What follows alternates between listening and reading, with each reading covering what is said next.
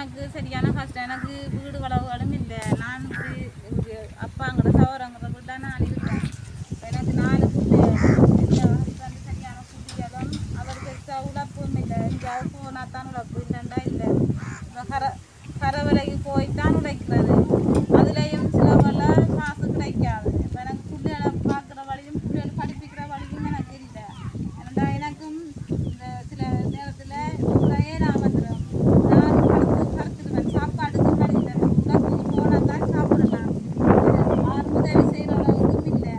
நான் பிச்சைக்காரன் தான். உண்மையாக எங்கேயாவது வெள்ளை துணியாவது விரிச்சு பிச்சை எடுப்போம்ன்ற நிலைமை கூடிய உண்மையாக நீங்கள் நினைக்கிறீ வரியா? அப்படி ஒரு நிலைமை இருக்கு எனக்கு.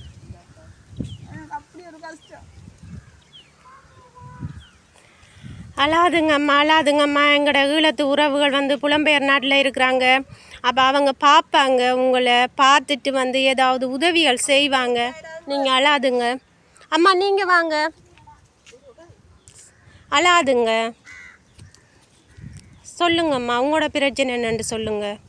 எந்த பிரச்சனையே சுருக்கமாக சொல்ல போனால், நான் அம்மா அப்பா தம்பி தங்கச்சி இவ்வளோ பேர் இருக்கக்குள்ள எங்களோட அப்பாவுக்கு பேரலைஸ் தான். அப்பா அவளுக்கு போக மாட்டார்.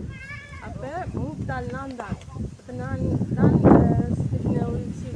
வேலையில் செஞ்சு அம்மாவை அப்பாவை தம்பி தங்கச்சி பார்த்தேன். அந்த தொழில் காணாது, அது சாப்பிட்டு காணாது. பார்த்தேன் வெளிநாடு போகும்போது. நான் வெளிநாடு போய் விழுதுட்டேன். 2வது மாடியில் இருந்துட்டு அது சாப்பிட்டு மாதம் ஹாஸ்பிட்டல் நின்றுப்பேன். ஹாஸ்பிட்டலாலே அப்படியே டிக்கெட் வச்சு அங்கே வந்த பிறகு இங்கே வந்து ஒரு இடம் இருந்தா இரவு நைட்டில் படுத்தா காலையில் இருந்து கேளாது. இடுப்பு மடங்காது. அப்படியே கம்ப்யூட்டர் மாதிரி அப்படியே மடங்காது. அப்புறம் கொஞ்ச நேரம் ஒரு அரை மணி தேலம் அப்படி நடந்து செஞ்சா திரும்ப இருக்கேடாது. இருந்தேன்டா இரும்பேடாது. டொய்லெட் எல்லாம் காலையில் அதில் படுத்துருந்து காலையில் டொய்லெட் போனேன்டா இருக்கேடா. அரப்புணியெல்லாம் இருக்கு. கொஞ்சம் தூரம் நடக்கலாம். அப்படி எட்டி நடந்து போனேன்னா கால் இது அது விழுந்துட்டேன்.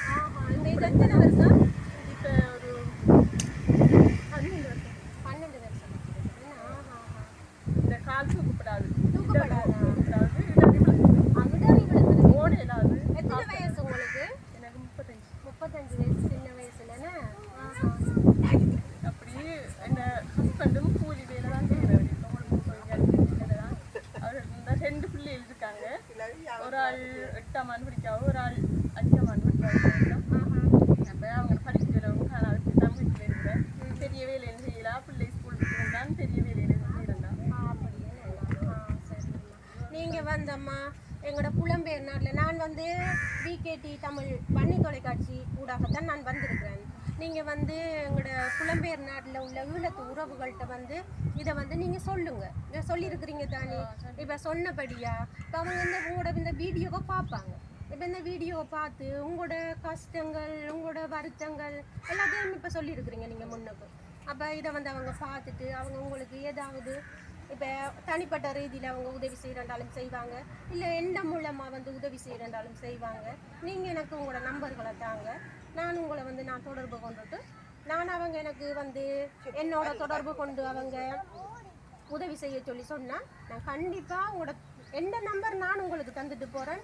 ஏன்னு சொன்னால் வந்து இப்போ நான் வந்து ஒரு இடத்துல வந்து நான் உங்கள்கிட்ட உதவி செய்ய போகிறேன்னு சொன்னால் திரும்ப வந்து நான் இல்லாமல் போனால் இந்த அக்கா வந்தாங்களே இவங்க யார் எதிர்பார்க்காம வந்தாங்க, நாம் கதைச்சது வேஸ்ட்டாக போயிட்டு அப்படியெல்லாம் நம்பிக்கை இல்லாமல் செய்யக்கூடாது.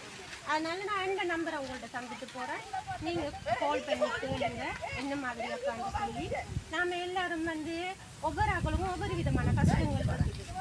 சரியா? அப்போ நம்மளோட கஷ்டத்தை வந்து இப்போ எவ்வளோ பேர் சாப்பாடு நம்ம பார்த்தீங்க தானே. இப்போ எவ்வளோ பேர் சாப்பாடு நம்ம கஷ்டப்பட்டு போகிறாங்க. அதே மாதிரி தான் நீங்கள் இருக்கீங்க.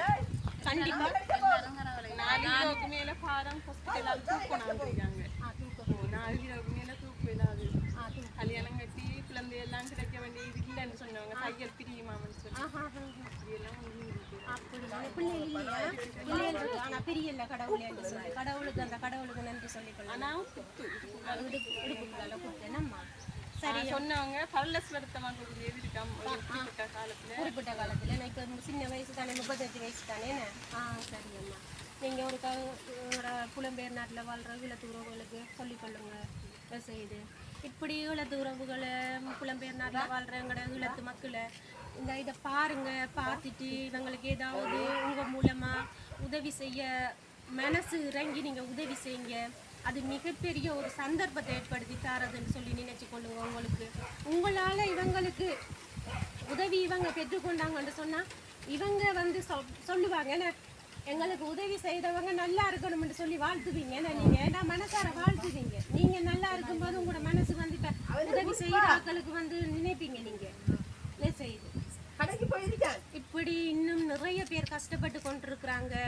மற்றும் ஒரு வீடியோவில் வந்து நான் சந்திக்கும் வரை உங்களிடமிருந்து விடை பெற்றுக் கொள்கின்றேன். இப்படிக்கு பிரியா. நன்றி, வணக்கம்.